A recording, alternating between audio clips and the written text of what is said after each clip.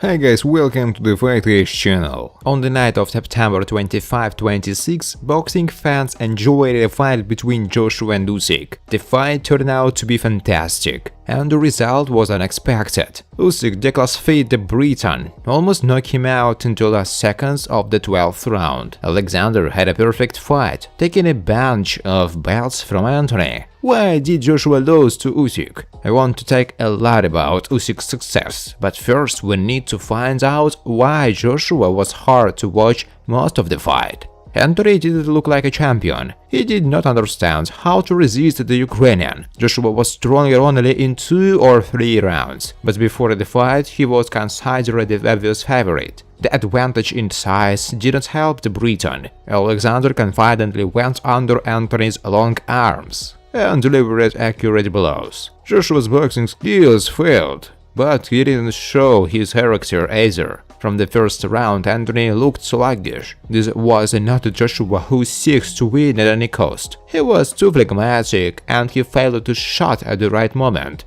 In the last round, the coaches encouraged him as much as they could, but only Joshua was just trying to live up to the gong. The main trump cards of the Briton are a knockout blow and excellent physical form. This turned out to be enough for victories over Carlos Takam and Kubrat Pulev, who were limited in their arsenal, as well as over Vladimir Klitschko. But Usyk prepared fantastically for the fight and leveled all the strengths of the Briton. Apparently, the hard knockdowns from the funny and fat Andy Ruiz were not accidental. Even Alexander Povetkin, at the end of his career, looked good against the champion. And now Usyk has proved that Joshua was wrong for a reason, and he has enough problems with stamina, tactics and character. Friends, before starting to watch this video, I would like to ask you to subscribe to my channel. If you really enjoy the content, then please subscribe to my channel and keep watching the videos. If you are subscribed, then you receive notifications about the release of new videos. You do not even have to look for anything personally. I really want to get 10,000 subscribers on my channel. I'm trying very hard, absolutely every day, and I need your support. Your likes, comments, reposts to social networks. Thanks to everyone who subscribes to my channel. You are my support, thank you so much. Of course, Joshua should not be written off after this defeat. He is still a good boxer. Anthony is a man who only needs one punch to knock out an opponent. Anthony was striving hard to reach the top of world boxing. However, without the luck and the cool work of the promoters, he might not have become a champion. Anthony often got comfortable opponents. In the fight with Klitschko, he was on the verge of defeat, but luck came to the rescue. It turns out that Joshua is far from the best boxer in the world, but just an average guy with excellent physical data.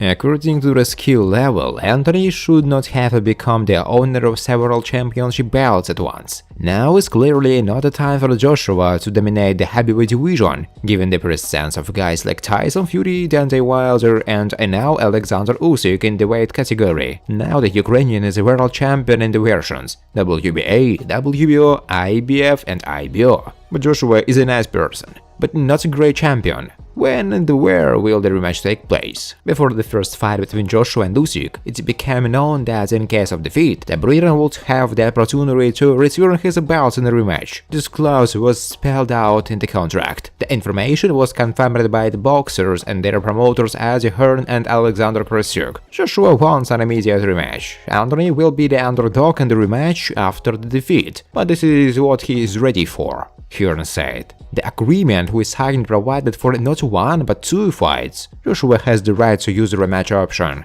and I will clarify that this is an immediate rematch. According to the contract, Usyk and Joshua cannot hold intermediate fights before the rematch, Krasuk said. Both Hearn and Krasuk say that most likely it will be February-March 2022. However, there are certain difficulties. On the one hand, Anthony wants a rematch with Usyk, but at the same time he doesn't mind meeting Wilder or Fury. Joshua, who is a mandatory contender for the WBO title, does not lose the opportunity to attract attention to himself. Usyk was supposed to meet with him this fall, but the fight was cancelled for the sake of a duel with Joshua. On the eve of the first match, Joshua dictated his terms. According to the contract, he received 18% of the fee, while Usyk received only 20%. It is not surprising that the fight took place in London, but now the champion is a Ukrainian, and therefore he can dictate his terms. In the first match, Joshua's weaknesses, which had previously been barely noticeable, were revealed. Anthony hoped for his power, but when the plan didn't work, there was simply no spare. From the first rounds, Usyk punched Joshua with sniper accuracy. In the upcoming rematch, there is every reason to believe that Alexander will again be better in speed and endurance, and with each round it will only catch your eye more. For professional boxing, there are cosmic figures. Excellent technique, intelligence and speed make Usyk the favorite of the second meeting with Joshua. That's all.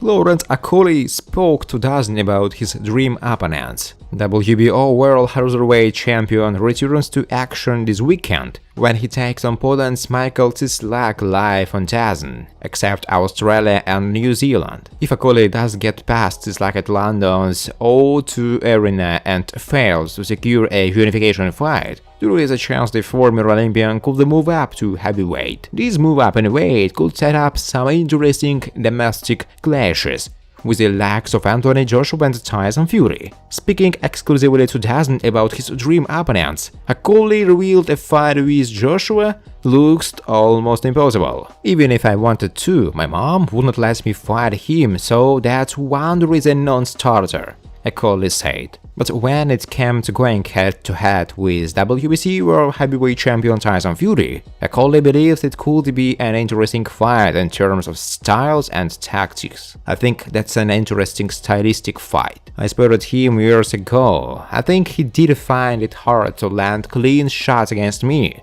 and I would be trying to nick these body shots. Nick a shot here, nick a shot there, force him to come and get me. We will see what happens then, Akoli said. The World Boxing Council today officially decided on the date and place of the fight between the WBC heavyweight champion Tyson Fury and the mandatory challenger and interim WBC champion Dillian Whyte. The match will take place on April 23 and at London's famous Wembley Stadium. This is stated on the official website of the organization. For the 33-year-old Fury, the fight against Whyte will be his first fight on British soil since August 2018. Promoters expect that the return of the champion to his homeland will be a grand event. Tyson Fury is coming home to fight under the roof of Wembley Stadium, a very worthy hour for the heavyweight #1 in the world after his exploits on the other side of the Atlantic in an epic trilogy against Deontay Wilder, said the promoter of the International Boxing Hall of Fame Frank Warren. And Top Rank founded Bob Arum added that Fury has conquered America, and it is fitting that he defends the heavyweight title at a crowded Wembley Stadium. And although Dillian Whyte, according to Arum, has been preparing for this fight for a long time and is considered a worthy opponent,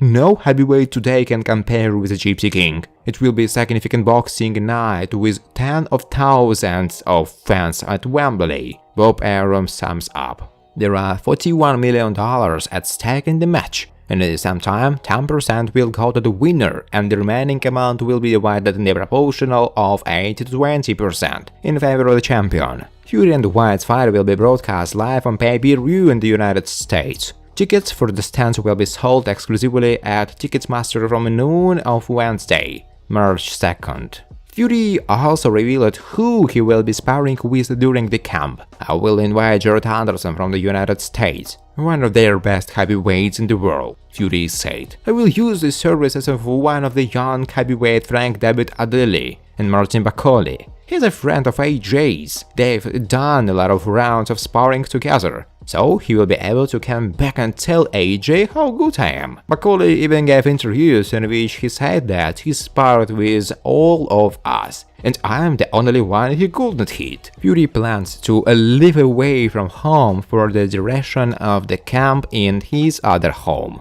I won't be living at home during the camp, it's impossible, Fury said. When I'm in training camp, I don't care if I'm in New York or Hong Kong. I'm in training camp. I will be leaving home in 8 weeks, and I will only be busy preparing. I have several cities in Murakami that I can use for a camp, Fury said. Thanks for watching, guys. If you like this video, please subscribe to my channel.